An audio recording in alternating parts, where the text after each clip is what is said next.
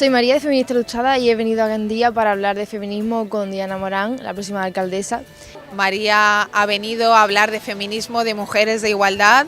y ya le hemos contado que Gandía es una ciudad que lucha por el feminismo, que lucha por la igualdad, que lucha porque las mujeres sepamos que el mundo está hecho también para nosotras. La verdad es que el debate ha ido súper bien y ha venido muchísima gente y eso es lo divertido, ¿no? Que al final confluyamos todo tipo de mujeres y de hombres y hablemos de cosas tan importantes como la política con perspectiva feminista y que al final eso se materialice en los pueblos, desde los pequeños hasta las grandes ciudades.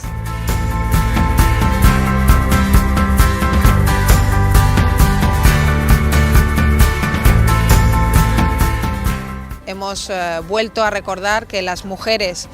tenemos un papel en esta vida, que somos la mitad de la población, que nadie nos va a decir que tenemos que decidir o no decidir sobre nuestra vida y que por tanto tenemos que seguir luchando por el derecho de las mujeres y por la igualdad. Y sabéis que en el Partido Socialista tenéis esa fuerza que va a seguir reconociendo derechos por las mujeres y que vamos a seguir haciendo que las mujeres tengamos la libertad de vivir como queremos nuestra propia vida.